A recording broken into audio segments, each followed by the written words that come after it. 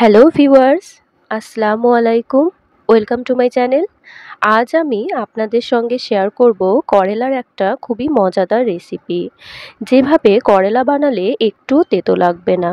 আমিও ঠিক আপনাদের মতনই করলা খেতে পছন্দ করি না, কিন্তু যখনই মা এইভাবে করলা বানান আমি কিন্তু সেদিন ভাত একটু বেশি খেয়ে ফেলি।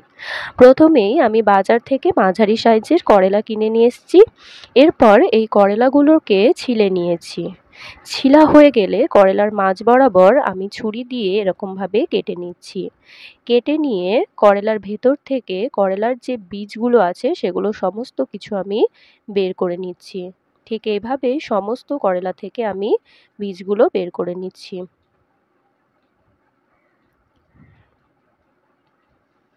করলার বীজগুলো বার করা হয়ে গেলে আমি কড়াইতে জল দিয়ে করলাগুলো একটা আলু আর টমেটো সেদ্ধ করতে দিয়ে দিয়েছি। এর মধ্যে দিয়ে দিয়েছি 1 চামচ লবণ। এরপর আমি রোস্ট করে রাখা বাদাম এখানে মিক্সিতে গুঁড়ো করে নিয়েছি।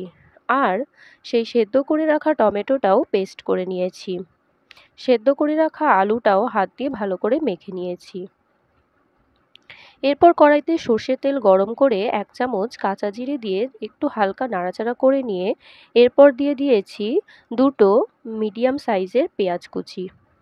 পেঁয়াজটা বাদামি কালার হলে এর মধ্যে দিয়ে দিচ্ছি সেই সেদ্ধ আলুটা।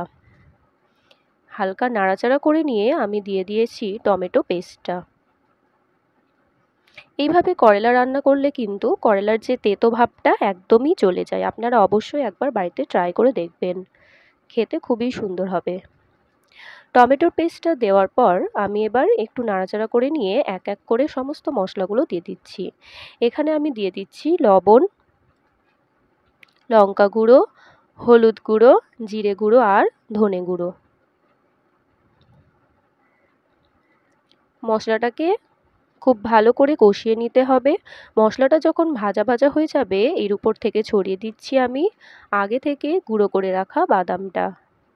হালকা একটু নাড়াচাড়া করে দিয়ে দিচ্ছি 1 চামচ চিনি। এখানে আমি এই পুরটা হালকা মিষ্টি মিষ্টি করি।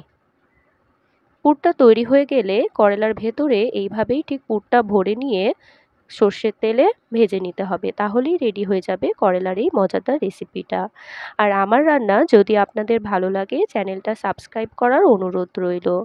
অবশ্যই চ্যানেলটি সাবস্ক্রাইব করে পাশে থাকবেন।